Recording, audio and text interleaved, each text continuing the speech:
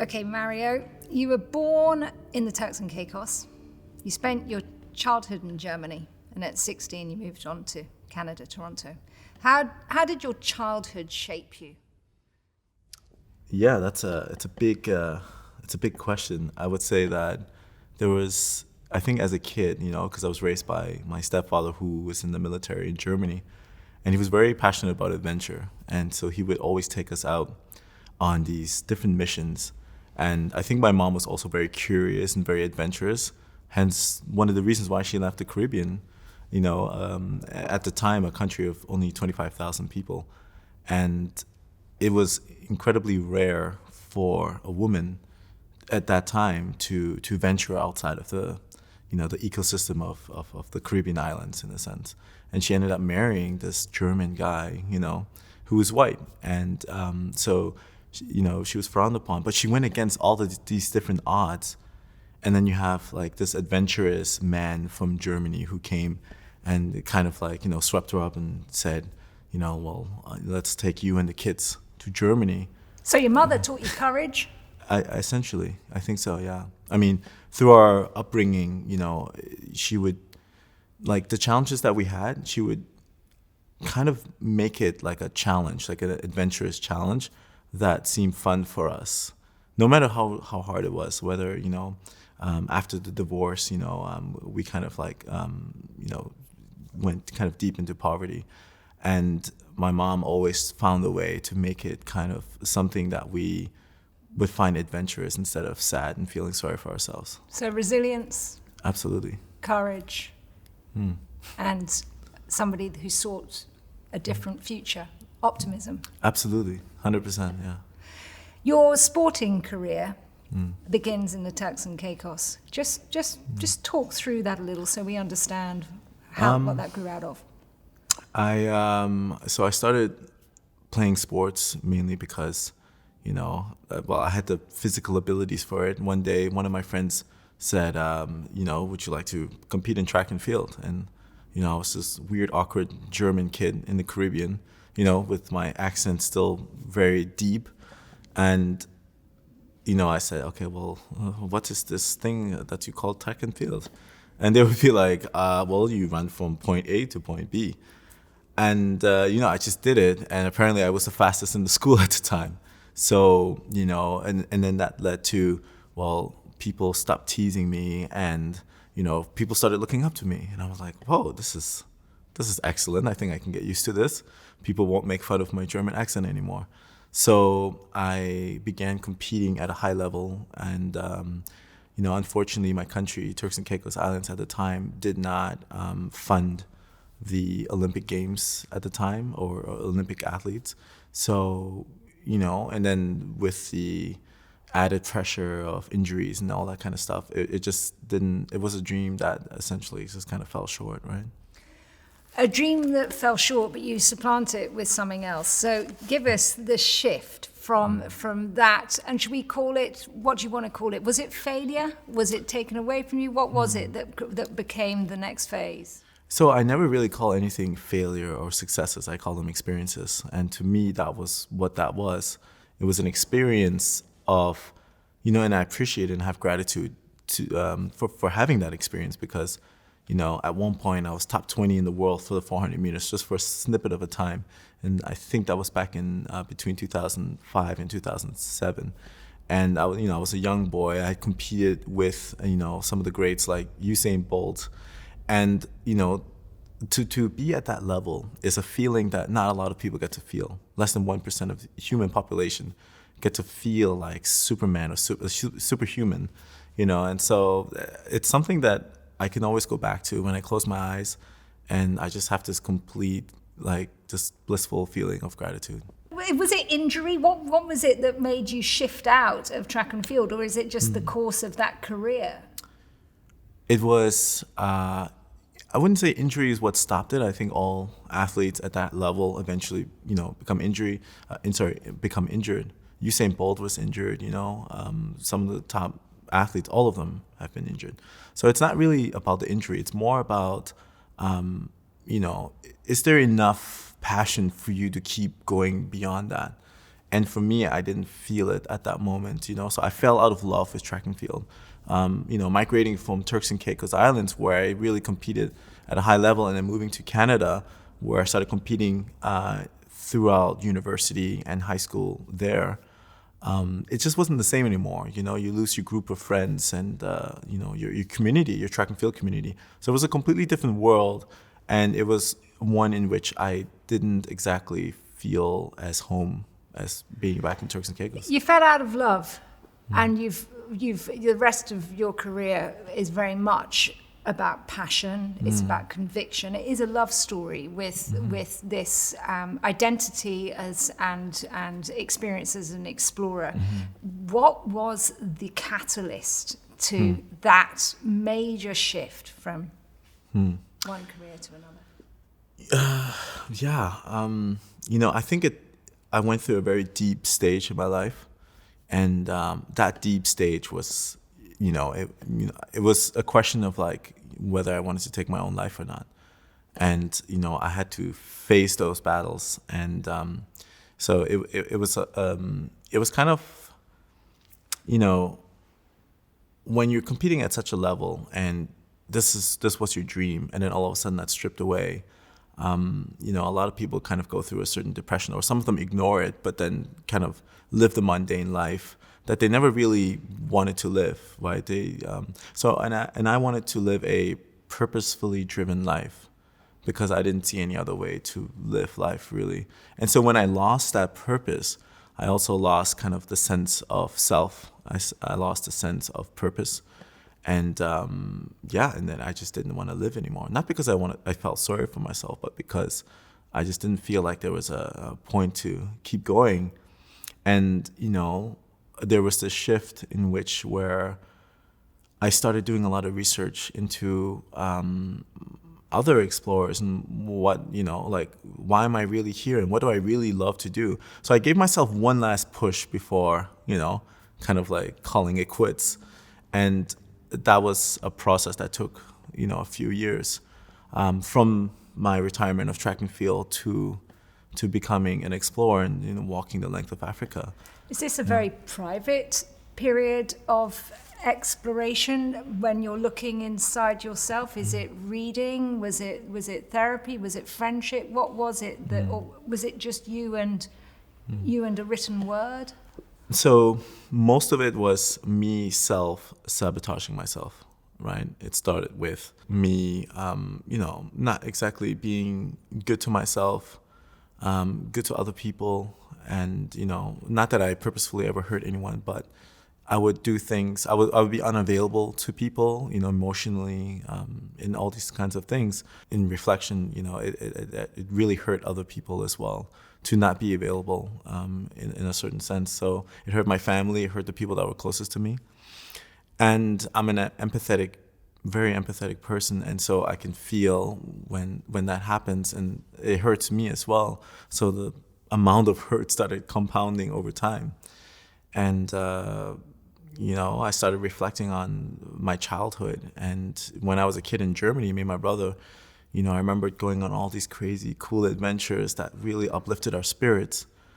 And we used to watch a show called The Black Panther, right? Which nobody really knew about at the time. It was a TV show. And it was the only black superhero at the time that we knew of. And, we used to show it off to our friends, and they'd be like, this guy's nothing. But there was this one episode where T'Challa, the king of Wakanda at the time, his father had been killed by the enemy. And so he had to fill the ranks of his father.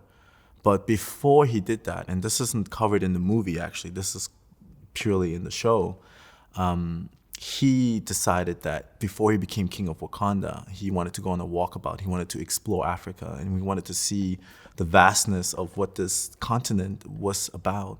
So, he fell in love. He got robbed by the person he fell in love with. And there was all this scenery, and, you can imagine like the sunset and the orange. It was so beautiful. To me, it was so beautiful, and it resonated with me for the rest of my life. And it was always something that was like in the back of my mind, And until I started doing this like deep, soulful search of who I am and what do I want, besides this track and field career, that eventually started to come up again. And you remembered that I story? remembered that, yeah, absolutely. That's incredible. I wasn't expecting that to lead smoothly into this extraordinary journey that you undertook. Such a brave journey on so many levels, physical, geopolitical, environmental, huge. Start us at the beginning of that. Give me the scene. You've landed in Cape Town? Yeah, Cape Town, yeah. You have any friends there? You have the money to do this? Give me the scene. So when I flew into Cape Town, it was really unreal. I arrived at nighttime. It was my birthday, it was November 24th, my 30th birthday.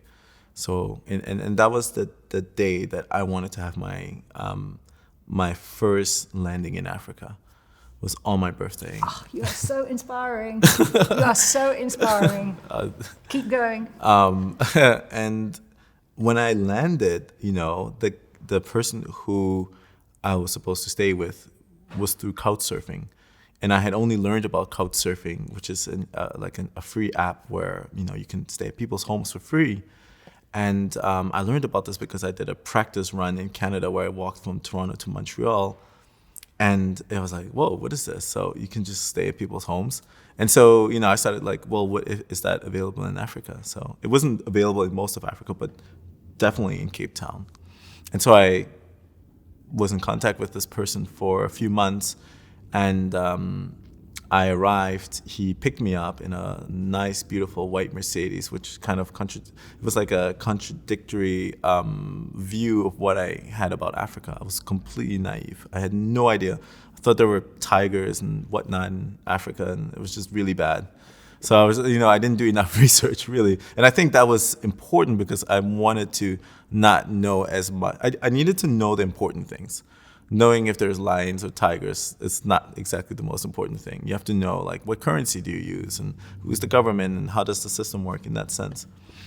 So my first day was really invigorating, actually, because the first thing we did was, like, we ended up going into the heart of Cape Town, like, where the parties are. And it was just seeing, I just jet-lagged, been flying for 18 hours. And all of a sudden, it's just like you're entrenched in this culture immediately, and that was my first day. Incredible. You go up from Cape Town. You start to work yourself up the continent. What kind of support do you have? Are there lots of people in the background navigating is there satellite phones? Is there a support vehicle? Talk me through the kind of the reality of the expedition. Right. Because they can take many forms. Absolutely. So I decided not to have any sponsors. But the reason I decided not to have any sponsors was because I had reached out to hundreds of different sponsors. If you look at my email history, it's just like 100% no's. And so no one was really supporting me at all. Like, even my local outdoor company in Toronto. And, it was a bit, it was sad. It was a bit disheartening, really, that, none of these people would want to, or companies would want to support you. The person that supported me was my mother, right? She bought my ticket to go to Africa. And she said, well, from there, you're going to have to figure it out. And, I did save enough money to last me for the first 6 months. But I had no support team, no satellite radio. It was just me and myself, and I. And a passport. And a passport, that's it. Yeah, the passport is probably the most important tool, I think. Yeah, we take it for granted. Oh, yeah. Well, you show that British passport and, the world's your oyster, essentially. So you're coming up from South Africa. The next country you go into is... I think Mozambique. Mozambique is a dream, really. We have places like Tofu, not the food, but there's a small village called Tofu, and it just doesn't make any sense. It's so beautiful. Everyone lives in these kind of cabin homes by the cliff, and there's the Indian Ocean, which where whales come to migrate and kind of just vacation, just like as the people do. And there aren't very many tourists. There's maybe a few backpackers that are like the hardcore ones that come there. But most of the expats there are marine biologists and things like that, and surfers. So it's a very interesting community. And then of course you have the locals, and the locals are the ones who run the village. And so it's, you know, unlike a lot of other kind of villages that have been taken over by Western influences and stuff like that, this stays to the core of what the Mozambican people are all about. And so you have that fusion between culture, history, and the newness of, you know, the expats that brought, you know, Western kind of comforts to this village as well. But you're also in a country that is not long out of civil war. I mean, certainly when I've worked there, I feel a sense of jeopardy and sadness and loss that sits just beneath the kind of surface, and sometimes not so beneath. How did you sort of experience that edge? Because it is an edge, a personal safety edge, of an empathetic edge. It takes you to the limit of what you can accommodate in human suffering sometimes. How was that? Now, it's easy to be sucked into that feeling of, you know, feeling sad and things like that. I never felt that way. And the reason I didn't feel that way is because if you emit sadness, you know, it kind of, people are empathetic, especially Africans. They're very good at being empathetic. They're very good at understanding feelings. When you're sad, then they become sad. So I felt like, you know, well, I'll see the best in what I have at this moment in time. And so I always express like just this joyfulness. I'm like, whoa, like that's a cool, like broken down bike that you have, you know, like, you know. And then they become so incredibly joyful. It's just the fact that you acknowledge like just a little bit of goodness in whatever they have, you know. I've been invited into so many different compounds and homes that are made from mud homes, and they would scrape the front yards like with these like geometrical patterns, which is beautiful. And you know, it was so clean that I didn't even want to step on it. So I really appreciated those kinds of things. Mozambique really took me under their wings. It was such a beautiful country to be in. They put me on television, so I was on a TV news segment for 7 minutes, and I didn't even know when it got released. Actually, I knew when it was released because everyone started asking for my autographs and selfies on the road. Like I would be walking, and all of a sudden cars would be honking. I'm like, well, what's going on? Why are they honking at me like this?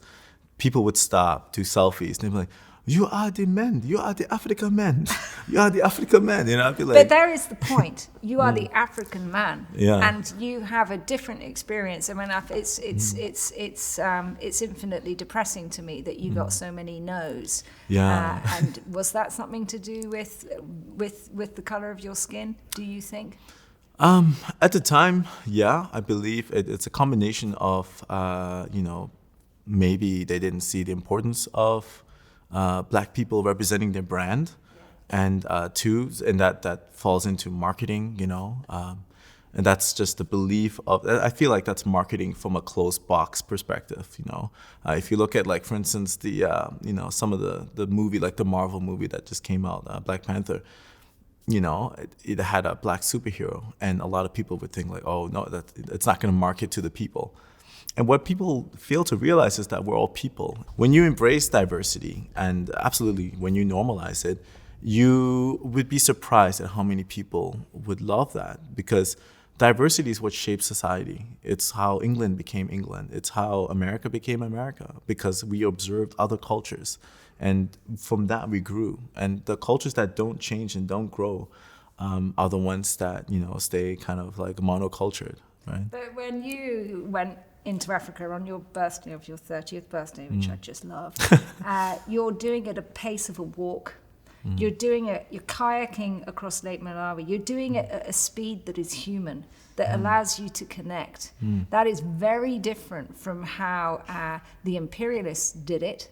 And it's very different to how the modern traveller does it. And so talk to me about that thing to do with space and time. You had that in Africa on a very, very long journey. How did space and time inform your attitude to the world, and also this really important phrase, eco-explorer?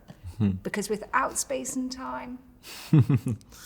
I would say the number one lesson for me was infinite patience. That was probably the key. If you didn't have patience, you would, I would suffer, really. There were times where I'm walking along the sand dunes in South Africa, for example, where I call it a kind of a beach trap, where you're trapped within 250 kilometers and you can't really go inland because it's surrounded by mountains and bush that has like venomous snakes and whatnot. And you can't go out into the ocean because it's surrounded by all these like massive sharks and waves, of course. And you can't go back because it's 100 kilometers and you have food for the rest of the way, right? So once you're in that position, a point of no return, you have two choices. You can either become your own best friend or you die, really. And so I chose to continue living. But the only way to continue living is you have to go past all the kind of traumas that you've gone through. You can't really move forward unless you've faced it. And those are deep pasts, relationships with family members, or relationships with lovers I've had in the past. All these things, I call them like kind of like combing through your thoughts, right, and eventually unknotting all the trauma, in a sense. I think there's that wonderful phrase, in walking it is solved. Yes. The actual, you literally embody the emotion. You have time that we don't give ourselves anymore. Absolutely. As we start to move up through the continent, give me some areas where you saw trauma in the landscape, or you saw something that you felt the world needed to know more about, because activism is an important part of your identity. It is. Even if I didn't want to be an activist, I would have to be an activist. It's it's like what I do. What you see, it would be disrespectful and irresponsible for me to not talk about the issues that are happening in the places that I see. I would say the first real impact that I saw, environmental impact, was in Malawi, actually. So Mount Mulunji, which is in Malawi, is the first mountain I've ever climbed, actually. And I did it with no experience whatsoever. I had a massive full body spasm, while there's these young ladies carrying massive like wood over their heads, and they're just like walking by me like it's nothing, and I'm out here suffering in the fetal position on the ground. So I have massive respect to these people. But and what I saw was actually quite profound. They're cutting down the trees, which they're using to create wood fire, to cook a certain kind of meal, a porridge, that they are now cooking. I forgot the name of it, but it's like a porridge, and they have to cook this because they don't have the vegetation that they had before. There's an abundance of fruits, and fishing is becoming more and more scarce, and that has a lot to do with the global warming that's drying out the land. So there's a lot of droughts happening. And because they're losing all of this agriculture, they have to cut down the last remaining trees, which is exponentially growing the environmental catastrophe that's happening over there. Lake Malawi, you kayak the length of Lake Malawi, which only a few people have done. Yeah, it's crazy. More people should try it. No, I don't know. Aren't there crocodiles? Hippos? Yeah. Yeah. Oh. That's maybe why. But how did that work? Did you carry your own inflatable kayak? How did that actually work? Did you? Yeah, I guess that's an important question. I mean, I guess because I've experienced it, to me, it's intuitive. But I guess from an outside perspective, I didn't have a kayak with me. So what happened was I made it to after Mount Mulunji, I walked my way up toward the most southern tip of Lake Malawi, and it was kind of like a vacation. It was like a vacation, small village area, and so I decided to spend a week there. And there were all these kayaking companies and shops. So I said, oh well, I could probably kayak this lake. And I'm laughing because they all laughed at me. I bet they did. Literally every single one of them laughed at me. They laughed me out of the office. They're like, one of them, the South African guy, he was just like, "I'm not giving you my kayak. If I give you my kayak, you're going to go out there and die. I want my kayak back." So I was like, "What?" So it took about a week for me to get a kayak. And the way I got it was there's these two crazy guys, South African guys, who circumnavigated the lake. It took them a few months.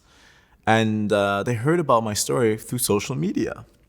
And so they said that they weren't checking social media, but someone at a hotel who was following me had told them that there's this guy who doesn't have a kayak. He's being turned down by every single company. You should take a look. And they said like, hey, Mabdu, we'll give you a kayak. And I was like, this is epic. Yes. So just like that, I got them, some beer and, some Jack Daniels, and that was our trade-off, really. But there's something in that story, isn't there? Because you can live your life two ways. You can you can live your life believing the good in people, or you can live your life closing doors because you think they mean bad. Yeah, absolutely, and that is a very good point. And I like that you said you said that you can see the good in people, or you can close yourself off, because I can also see the bad in people as well, right? But that doesn't make me want to stop engaging with that person. It's more figuring out well, how can I get the good side of that person? It doesn't matter if you're a dictator, if you're the worst person in the world. How do you show value to that person so that person can reciprocate? Some of the most frightening moments you've had on the road are both private and also to do with just straightforward danger of the animals, people, situations you've encountered. Yeah. I mean, I would say every day was a very frightening day. They had this running joke throughout Africa where they said there's 1,000 different ways to die every single day in Africa. And, I was just counting down which one of those ways am I going to die today? There was this moment in time in Mozambique where I was picked up by the military soldiers. And, they had forced me essentially in the back of their trucks with the AK-47. Yeah, that was a crazy moment. Anyways. How'd you get out of that? Well, so they had forced me into the truck, and I remember this very surreal moment where we're riding 100 kilometers down the road, really fast, and you could see cars on the side were blown up, bullet holes.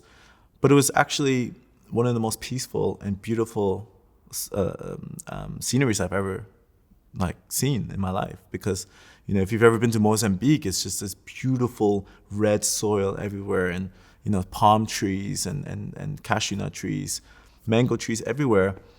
And it was during the sunset, it was during dawn, and all of a sudden we heard gunshots approaching us with a pop pop pop pop, and and I thought this might be firecrackers or something like that. I'm a man from the Western world. Nothing happens to me. So these things aren't, it's not something that I first thought we're being attacked by rebels. All of a sudden the truck stops, and, everyone, there were 6 soldiers in the back, 2 in the front. We get out. I stay in the back of the truck hiding while everyone's firing at each other. And I swear I could hear whistles of bullets flying by. And I'm freaking out in the back of the truck going, well, this is how I'm going to die. But I had a glimmer of hope as well. 'Cause my glimmer of hope was that had I been captured by one of these rebel soldiers, I would try to, create some value of myself to them. And I would say, listen, I am, storyteller, and I'm capturing stories here, hence why my video camera's out. And I would hope that would encourage them to, I'd be like, yeah, we're #1 big fans of you. So I was thinking of all these different things while I'm freaking out at the same time, and just survival is kicking in, but survival on many different levels. And, eventually I decided to jump out of the truck, hide in this tall grass. And while I was doing all of that, I was actually videotaping the entire scene, which everyone can find on YouTube, actually. But then the reason I posted it on YouTube was because I wanted my friends who were behind me. They were traveling with overland trucks. I wanted them to be warned that, this isn't the place to go. So they've actually, because of that video, they were able to detour and go somewhere else. I would say that was an imminent, like, life-threatening fear of mine, for sure. But I would say the most frightening I've ever been was crossing the border from South Africa into Mozambique. And the reason for that was because, it was going to be the first country that I had crossed by foot. And to me, that was a monumental effort, because the things that have happened through South Africa prepared me for the rest of Africa. But, I had made some mistakes, and those mistakes were, not preparing my visa in time. And I thought I had failed. I thought, well, I've only made it through one country, and I'm about to call it quits, So I remember being in this hotel room by myself. There was no other guests, and I remember bawling my eyes out and crying for 2 days straight, and I allowed myself to feel sorry for myself for a little bit. And it was at that moment where I decided, this is where you either keep going despite how you feel, or you can quit and go home. And so I swallowed the pill, and I decided to just continue to keep going, whether I'm failing or not. And, as I made it to the border crossing, I'm just thinking, like, please be on my side with luck. And they allowed me to go through. And just like that, I thought I had dodged a bullet. And so that was, I think, one of the most fearful moments. And the reason that was fearful for me was because my biggest fear in life is not to do the things that I feel like is purposefully driven. If I do something that goes against that, or if I don't accomplish the things that I want to accomplish, whether it's successful or not, at least me trying to do it, that's my happiness, really. That optimism is obviously a really key component of your character and your identity. The other is you clearly trust serendipity. The thing that you don't expect to happen happens. This isn't all just pre-planned, supersonic modern expeditions. This is expeditioning in the old way, which is it might happen. Exactly. Yeah. As you're going up the continent, just talk a little, were there any other specific moments, maybe up in the Danakil or in the desert, where serendipity saved you, inspired you, moved you, the things you don't expect? So there's this great explorer of yours in this country. His name is Levison Wood, and he's actually one of my favorite explorers. And he had a show on YouTube that I watched where he walked the length of the River Nile. And I was really impressed with that, because I started doing some research, like who's walked the length of Africa, and put it on video and, explained it. And he's the only one that's actually, documented some of that route, although it's half, kind of half the route, but still, I just need a snippet. And then you just multiply that by however long you do that expedition.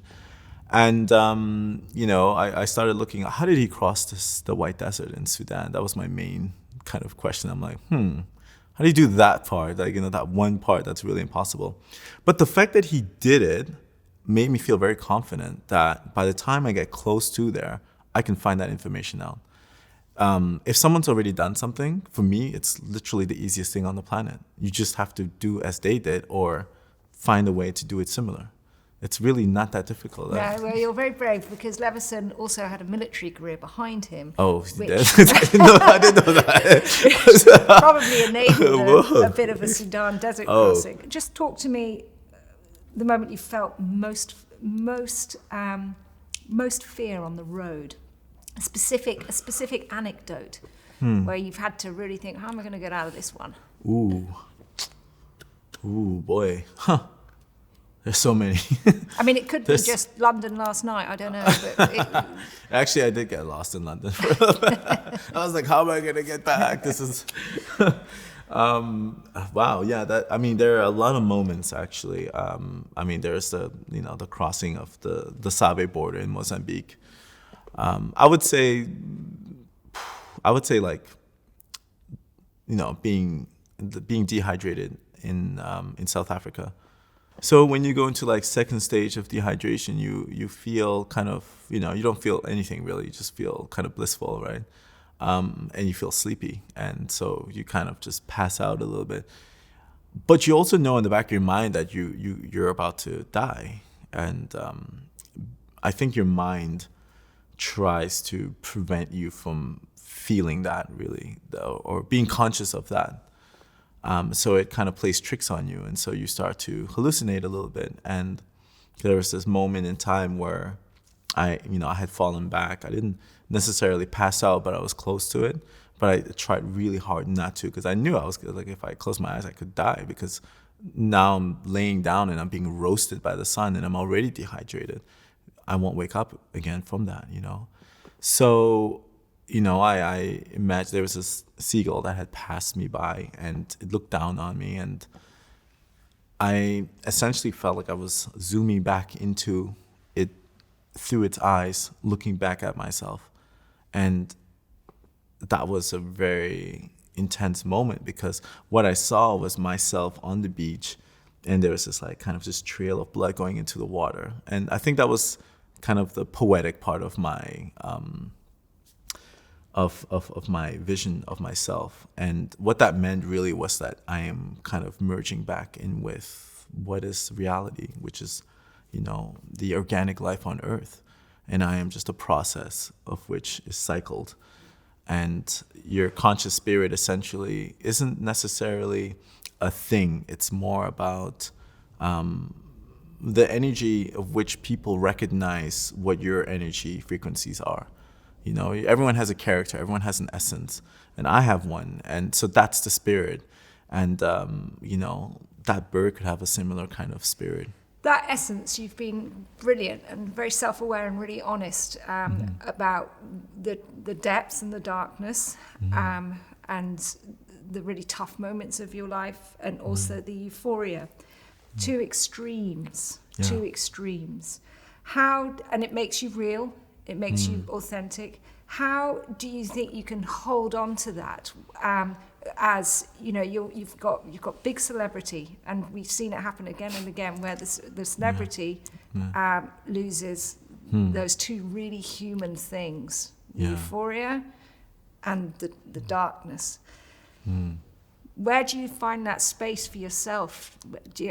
Where is it? Where do you go back to feel that again? Is it on expedition? Is it the thing you're planning? Where is it? Yeah, that's a good question. I've never really asked myself that. But I think it's an important question, and I think one should try to answer that. And to me, it's going out on expeditions. I feel like if I don't do something, whether it's an expedition or a project similar to that level, where you are either challenging yourself physically and strategically, or creating a story that's very meaningful beyond yourself, I think that's the only way to really keep moving forward. You have to live, again, going back to what I was saying earlier, living a life of purpose, a purposeful life. I think once you continue on that direction toward your North Star, then I think, nothing really can deter you from the truth.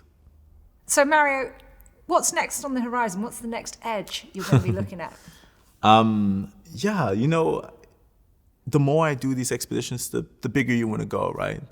And, that's part of being a human being, really. And, I started looking into a lot of expeditions that, haven't been done, really. And pretty much everything's been done on planet Earth in terms of what you can do, human-powered wise. But what I could do is unearth some stories of which, have been kind of blockade for some time throughout history. And one of them is the story of Matthew Hansen. Matthew Hansen was the first person to cross the North Pole, and he hasn't been given the credit for the longest time while he was alive. And what I wanted to do was basically pay tribute to his expedition and for what he stood for. He was actually the only explorer that at the time was really appreciated by the indigenous people that lived in the poles. And they called him in indigenous name, the nice man, because he decided to stay there and be one with the people. And I was like, that is how I like to explore. So what a lot of people don't realize is that Matthew Hansen is the black man, And so I wanted to retrace his footsteps crossing the North Pole.